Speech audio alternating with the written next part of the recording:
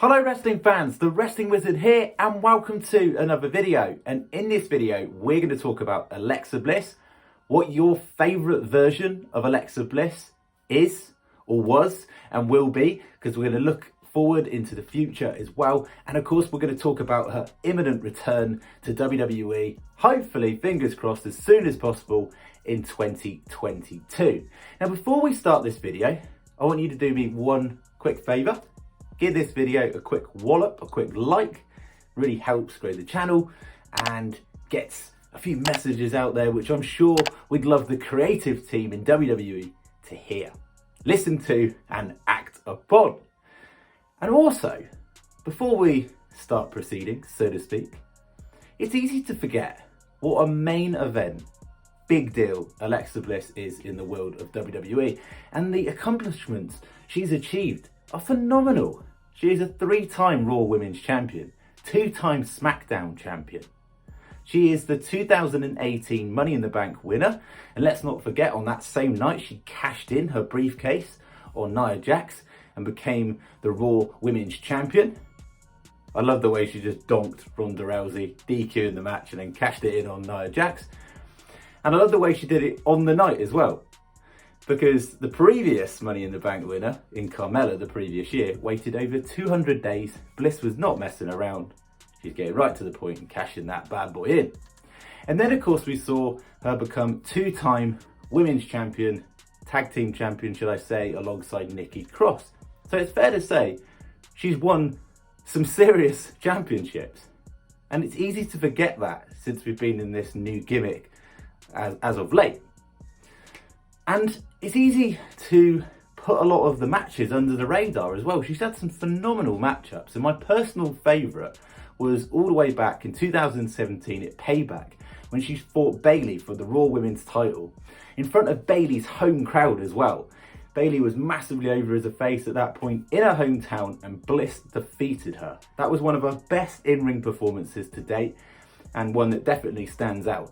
And she lapped it up in that matchup. She got so much heel heat, you know, goddess gimmick at the time, and she delivered. And that brings me on to what my personal favourite version of Alexa Bliss was. And I personally feel that the goddess gimmick was the best in terms of the overall package that it brought. She had the look, the performance, the swagger, the arrogance, the confidence, and it just worked. Everything about it, down to the entrance, the performance in the ring, and the overall persona. She works so well in that heel role. That snotty nose, like almost I'm better than you type of character that could always back up her actions as well. And those speak for themselves. 5-time singles main event women's champion. It's pretty impressive. And it's easy to forget as well, all the way back, that those first 2 SmackDown women's titles she won, it was against Becky Lynch, who now has become ultimately the megastar of the women's division in WWE. And that is where Alexa Bliss deserves to be in 2022. Now, I'm sitting on the fence with the whole Hocus Pocus gimmick, because I get why WWE did it at the time. Aligning herself alongside The Fiend, where The Fiend took over Alexa Bliss into this more demonic version that we saw, it really worked. For 2 reasons really. Number one, The Fiend was massively over. It was one of the hottest gimmicks in recent history. And of course it elevated Alexa Bliss further. It gave a different layer to her persona. And I loved that, everything about it. That was must watch TV every single week. Just like Roman Reigns and the Usos have been through recent times. It really has been. And WWE, for whatever reason, chose to part ways with Bray Wyatt, and since that time, many people have resented the gimmick. Almost felt like it was a knockoff version of Bray Wyatt, and unquestionably they would feel like that.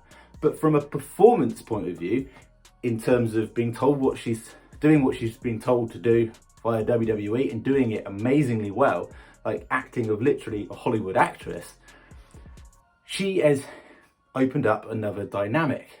So she's done so well in that role that the elements of it that can be a little bit cringy, because obviously there is that association, people still feeling like it's a knockoff of The Fiend, I think it's a bit unfair, because she's done such an incredible job of what she's been able to do.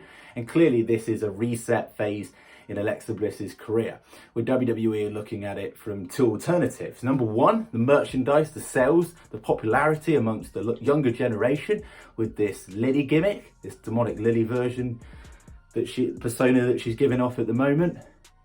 And you've also got the other end of the spectrum where fans are missing that goddess version, that goddess gimmick, which we saw many years ago, because we associate that with gold.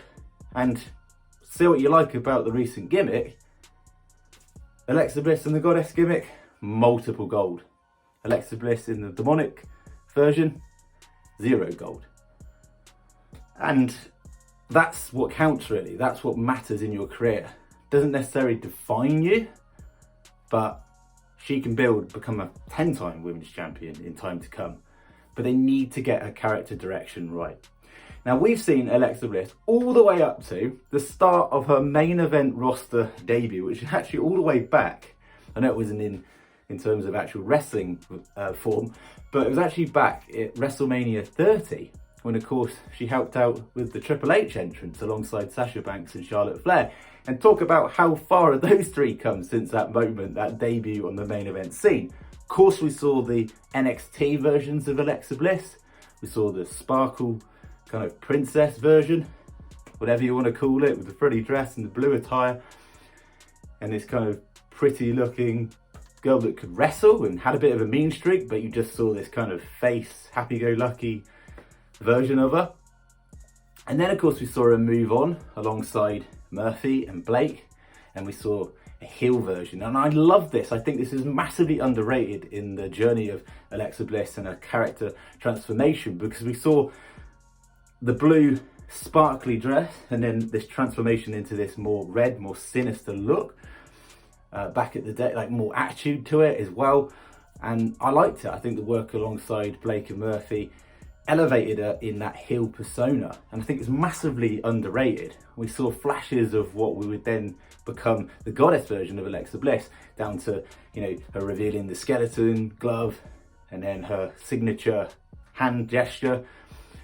And those things were teased throughout that whole time.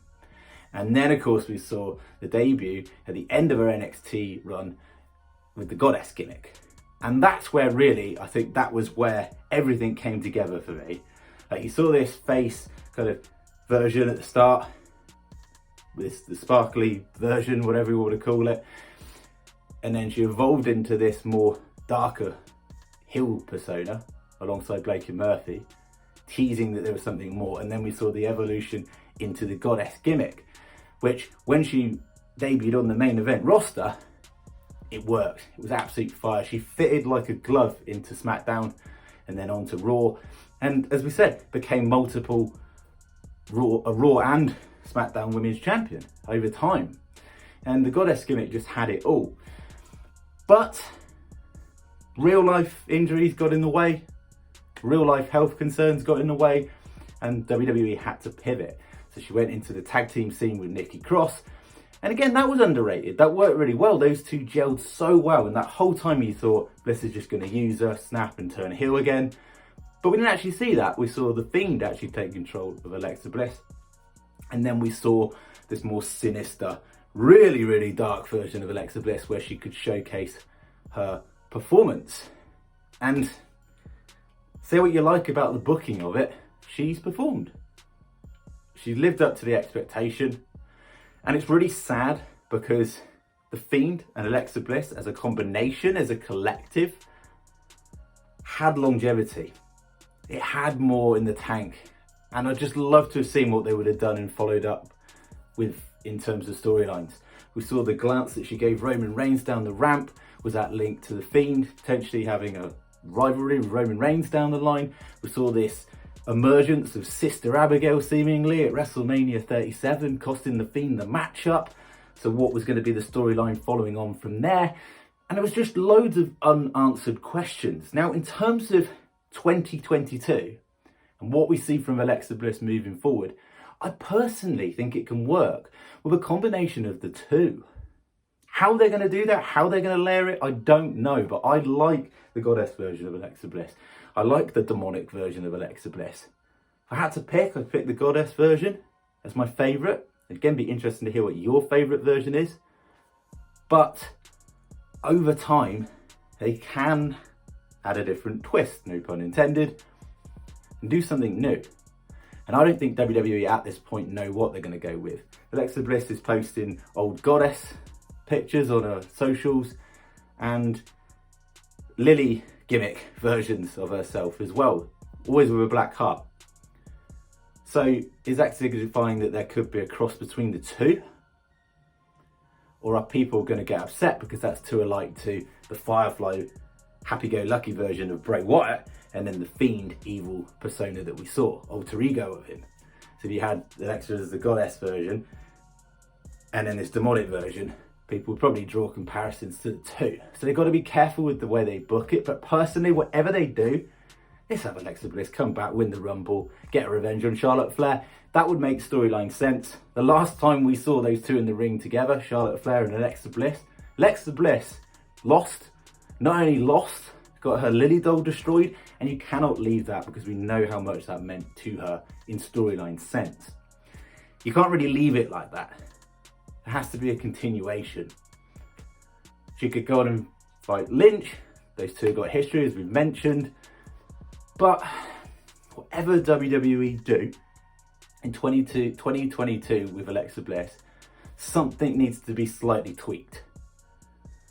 Whatever that may be, remains to be seen. But stick to a lane. Don't do what you do with the likes of Sasha Banks, where she's face and then she's heel, she's face and then she's heel. Stick to a lane and be consistent with it, because whatever happens, the fans are going to be 100% behind Alexa Bliss when she returns, and they're going to be 100% behind her if you push her into the main event singles title scene where she deserves to be, 100%. So you cannot go wrong there. So that's a wrap.